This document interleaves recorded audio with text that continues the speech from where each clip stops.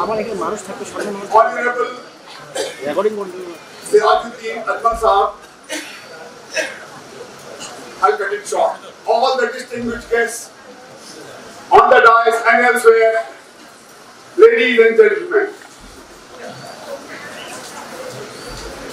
I'm immensely pleased to be here. I'm moved by the affection shown to me, which I'm not sure I fully deserve.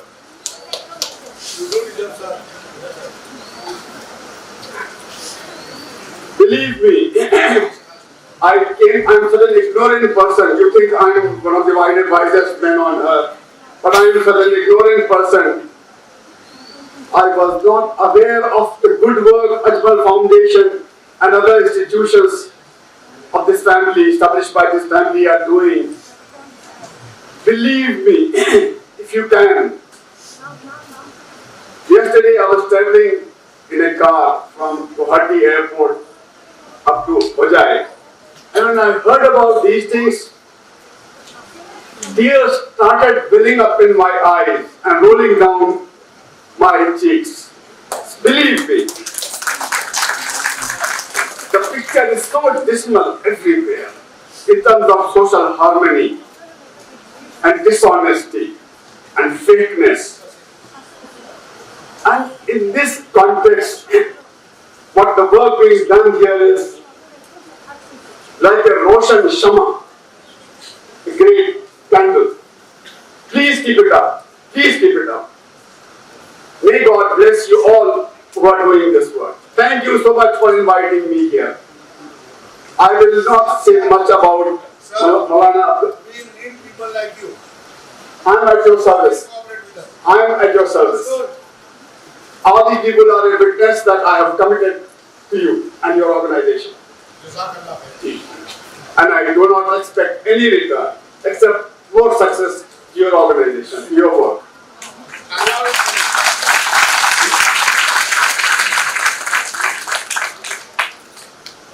I pay my tribute just in one sentence to Maulana Abul Kalam Azad, whom I greatly respect. As a young boy, I read his book, India's Freedom, which Professor Ghauri mentioned.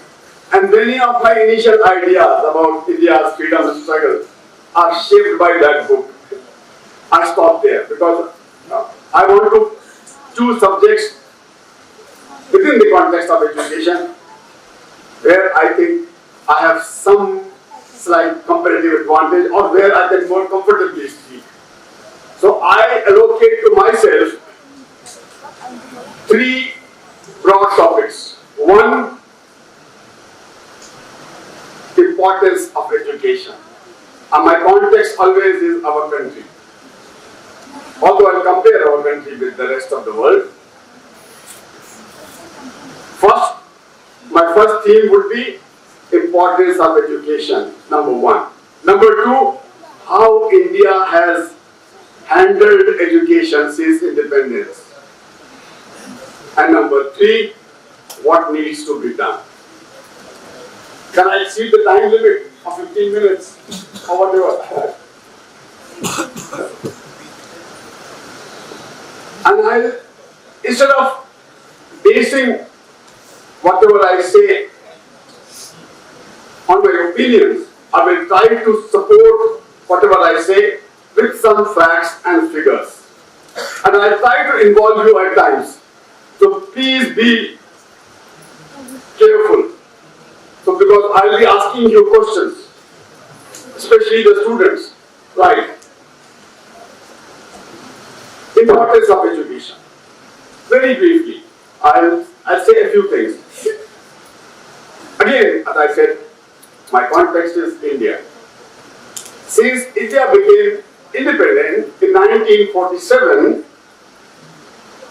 in terms of development as a whole, education is a important part of development, but there are other elements of development. So I'm talking about development as a whole. How has India done since independence? If you compare India in 1947 with India today, India has done pretty well.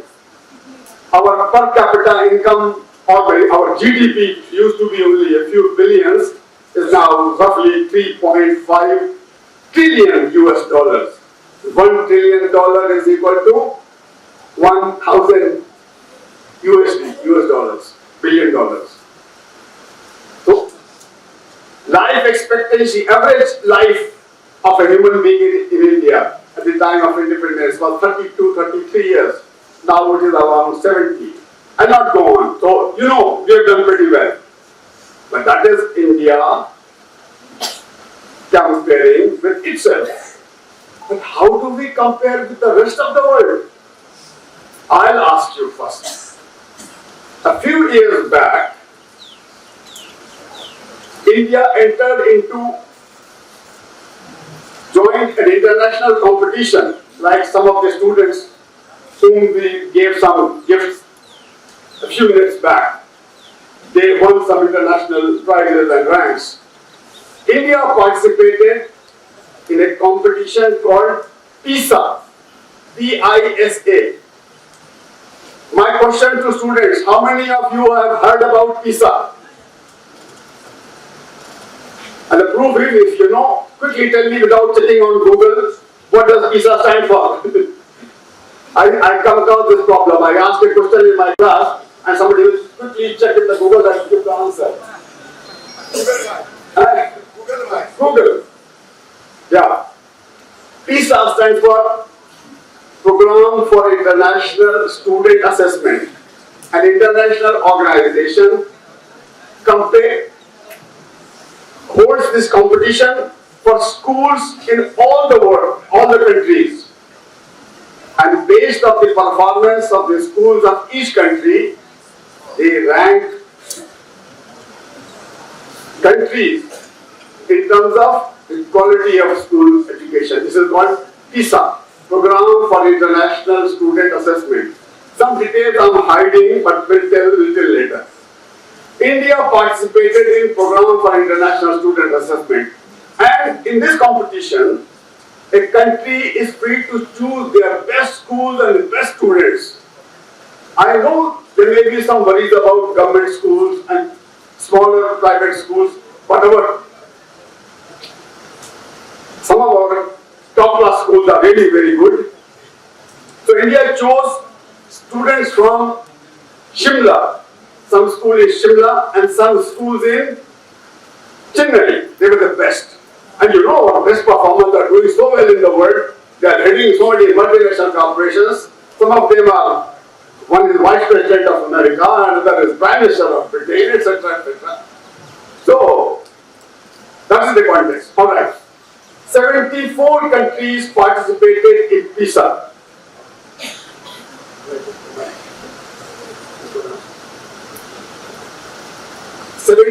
Countries participated in the PISA. India was one of them, and India sent their best students in that competition. And that competition is based on written exams in a few chosen subjects. So where do you think India would have stood out of 74 countries? Only students. My question is only to students. Out of 74 countries में India का rank क्या आया होगा? India ने अपने best student भेजे। जी, और कोई गेस? मुझे पता है कि आपको प्रिसाइजली नहीं आइडिया है, but try to guess. कुछ हाथ उठाइए, ट्राई कीजिए। जी, 62 to 75. There were only 74. Oh, that's not a good answer. At least narrow it down. 64. Some people are saying 73, and they are absolutely right. That's where our best schools and best students stand. Nowhere. And this happened in 2009. Since then, the Ministry of Human Resources Development and Government of India, which leads on this venture, could not summon up the courage to compete again. 3 years back, I read in some newspaper that government of India is contemplating joining this PISA competition again, but nothing was heard after that. So that is where we stand internationally. There is another measure called ASER. Some people call it ASER, A-S-E-R. It's an abbreviation so that you can pronounce it the way you like. ASER or ASER. I like ASER. How many of you have heard about ASER? Students.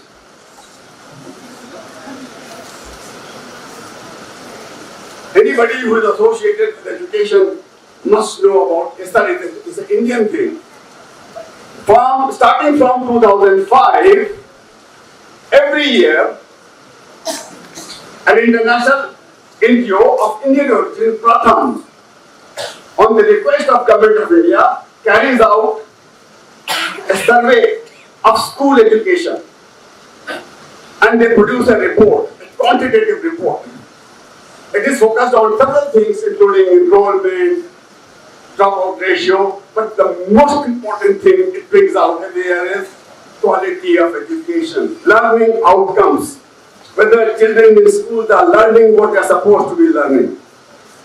बच्चे क्या पढ़ रहे हैं school में, जो पढ़ने गए वो सीखा कि नहीं सीखा, वो टेस्ट लेते हैं. They carry out a test, and on that basis they produce a report. Their first report came out in 2005. Since then, almost every year, they bring out a comprehensive report. They're reporting after 2018. There was no report in 19. There was no report in 20, no report in 21, and then there was a report in 22. In 21, there was a partial report covering only 3 states. See, so what is the trend? I will tell you. It covers both the private schools as well as the government schools. But when you talk about private schools, most of us, including me, you should think about only the biggest private schools. In Delhi, you will say, DPS, modern school, St. Mary's. No, you don't know, there are thousands and thousands of very small, tiny private schools running in villages and townships. So it is the average of all those schools. Right, ASER. Since 2005, ASER report has been telling us that the quality of education in our schools, both government and private, is very low. For example, in 2018, only a small fraction, say 27%, of all the students in class 3 were able to read a class 2 textbook. Things like this. G. And things have deteriorated from there as of today. Considerably. This is how they measure quality of education. In 2005, I repeat, the ASER report said that the quality of education, particularly in terms of learning outcomes, was very low in both government-run schools and the private schools. Although private schools were somewhat better. At a low level, private schools were performing in a slightly better fashion. Okay? But from 2005 onwards, the level of learning outcomes or the level of quality of education was dwindling, going down every year. Is it not most unfortunate? Already low and going down every year. 2005, 2006, 2007, 8, 9, 10. Around 2010 or 11, it stabilized. In time, what does it mean stabilized? There was no further deterioration, only stagnation. Same low level. Surprise, surprise, in 2014, it started inching forward. There was slight improvement in the quality of education, learning outcomes, as per the ESA reports of 14, 15, 16, 17, 18. Very slow, won't be too heavy. And in that improvement, dropped down drastically between 18 and 22. I gave you a figure that in 2018, at the national level, only 27% students of class 3 were able to read a textbook of class 2. This percentage in 22, which you can say now, has come down to 20%. So as of today, only 20% students of class 3 are able to read a textbook of class 2. Only 42% of the students of class 5 as of today are able to read class 2 textbooks. I repeat, only 42% of the students of class 5 are able to read a simple textbook of class 2, and only 70% of the students of class 7 are able to read a textbook of class 2. This is a measure of our quality of education. So if somebody asks you, how have we done on education? This is an eye-opener. This presents a picture of where we are. And unfortunately, most people in this country, including most of the people associated with education and administration of education, simply do not know, because this is not an issue. We have other very big issues, religious, political, etc., etc. I will not mention them, which are dominating the mind space of Indians for a variety of reasons, which I will again not go into. Education is not a priority. This is how we have handled education. And I will tell you, I forgot to mention one more factor. I had said at the outset that in terms of overall development, including education, India had done well in terms of its own status in 1947, right? But how does it compare with other countries? I have given you one comparison, PISA. There are other comparisons also. And this is not education, this is total development. In terms of total development, several countries in on the eastern side and Southeast Asia, China, South Korea, Singapore, Vietnam, etc. They have done extremely well. India and these countries were roughly at the same level of development around 1947, because most of these countries became independent around 1947. Some countries became independent before 47, some after 47. We were at the same level, but they have moved ahead with leaps and bounds. China's GDP today is 5 times the GDP of India. It was comparable with India's GDP up to 1990. Now I repeat you another small quiz. Students, between 1980 and 1995, I am going to talk about 4 countries: India, China, Pakistan, Bangladesh. Out of these 4 countries, between 1980 and 1995, one country consistently had the highest per capita income between 1980 and 1995. ये 4 countries, India, China, Pakistan, Bangladesh, इनमें से एक country 1990 से 1995 तक consistently highest per capita income थी. वो country कौन था? जी, हाथ उठाइए, बोलिए। चाइना और इंडिया और बांग्लादेश, सब गलत। Surprise surprise, Pakistan is the correct answer.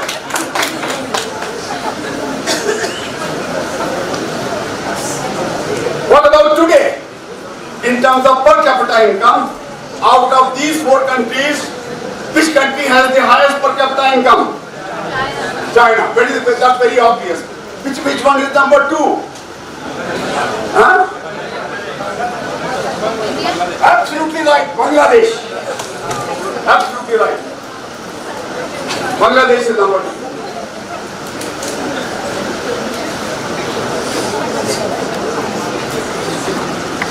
So in fact, I have handled my topics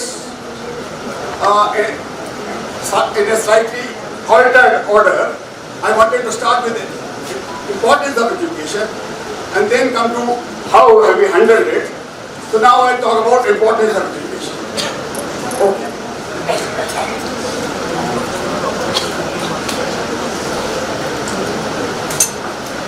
See, I just told you that India's overall development around 1947 was comparable with the development indicators of most of the countries in East Asia and Southeast Asia.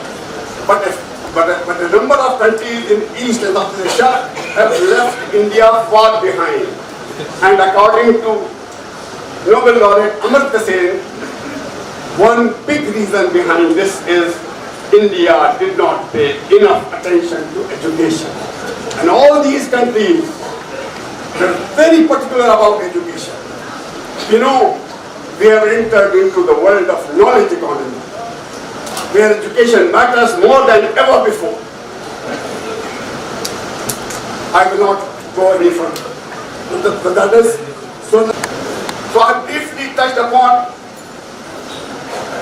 importance of education, and very briefly, 4 years of education by farmers increases their per capita income by 8%.